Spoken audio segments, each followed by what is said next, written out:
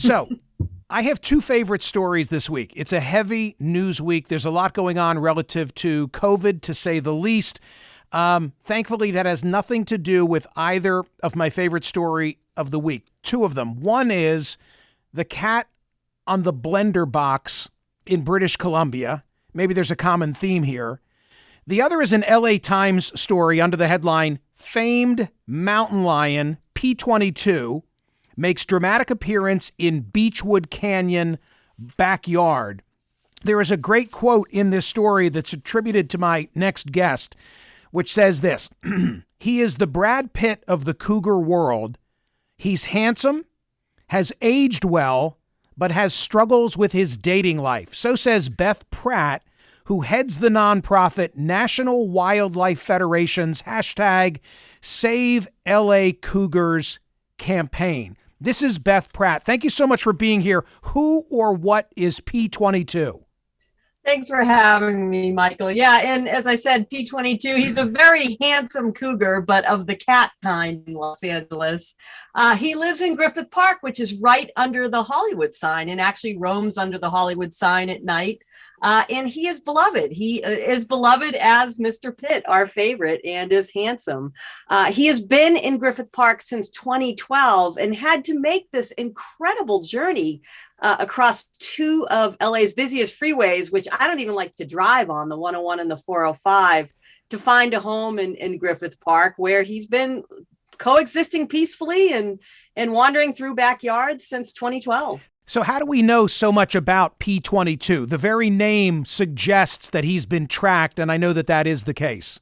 Yeah, the National Park Service has been doing a long-term study of mountain lions in the Santa Monica Mountains in the Los Angeles area since 2002. And when P22 was discovered in Griffith Park, they got a collar on him, and we know a lot about him from their research. We also know a lot about him because of things like what happened in the LA Times. These Ring cameras are everywhere now. So when P22 rings somebody's doorbell, we know. So I have seen that video. That footage is unbelievable because you see a gate, you see what looks like a small walkway or alleyway, and then this enormous lion, like of the type that you would see at the zoo, leaps over a fence. He doesn't even ring the bell. He's just like jumps right over the thing. And all I can think of, Beth, is if I came out with the trash cans, I'd have a heart attack if I saw P22. First of all, we don't want anybody to have heart attacks. I always tell people respect P22 and mountain lions, but please don't fear them. As P22 shows, we can coexist peacefully, and attacks are very rare. On the other hand, a cat that big, I can understand why, people, it would be a little cause for concern. There's an iconic picture of P22. You referenced the Hollywood sign. Everybody, whether they've been there physically or not, knows the Hollywood sign. Iconic, doesn't begin to describe it. But there's this one particular picture, and I'm sure you're knowledgeable as to it, where in the background you see the Hollywood sign, and then you see P22, and then you in other images you see the lights of Southern California. It's a very dense area, Griffith Park aside. And that's what P22's become sort of the poster child for urban coexistence. You usually don't see these cats with, the lights of the second largest city in the country in the background. That photograph you're referencing is from Steve Winter. He's a National Geographic photographer. It took him 14 months with remote cameras to get that. And we can't thank him enough. He lets us use that photo and others for free with our conservation nonprofit work. So he's amazing. The geography, the lay of the land is very important to understanding why this is such a curiosity. Help me with this. Griffith Park is nestled in the corner of the intersection of 134 and the 5, and then further west is the 405, the 101 actually in between them. So when you say that P22 had to cross two freeways, I think you're making reference to the 405 and the 101. Where is it that you think P22 came from? Yeah, we know from the National Park Service, from genetic testing of P22, that he came from the Santa Monica Mountains, sort of the central Santa Monica Mountains, near where we're going to be putting the wildlife crossing, like Agora Hills, Calabasas. that area. I've actually done his likely route on foot almost a dozen times. Really? I don't know how I survived, never mind that this remarkable cat made it.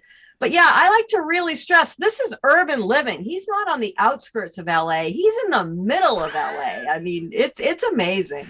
So, but we have no idea. It's not as if a camera captured either of the freeway crossings, right?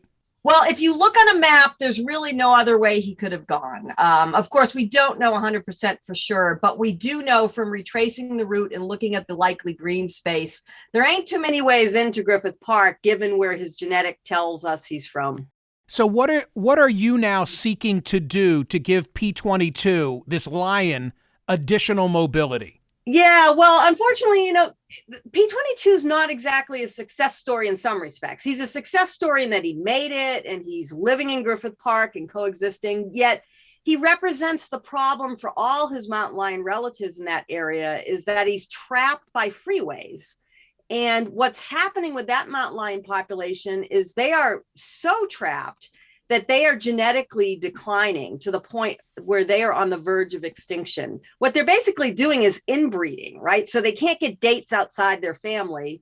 So that is making that population at risk. So we're looking to build, and we are going to be breaking ground in just a few months, the world's largest wildlife crossing over the 101 to ensure that the mountain lions can get across the road.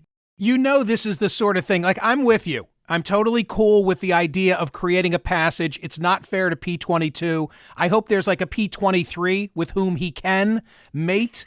But this is like tailor-made for spoofing on late night TV or by conservative commentators. Did you hear what they're doing in Los Angeles just to save this one lonely lion? And to them, you would say what? Well, first, it's actually to save a whole population, not P22 actually won't benefit from it. He's probably going to be not with us and it's too far away at this point. Yeah. But it is reconnecting a whole ecosystem so that we have mountain lions in the future in that whole area.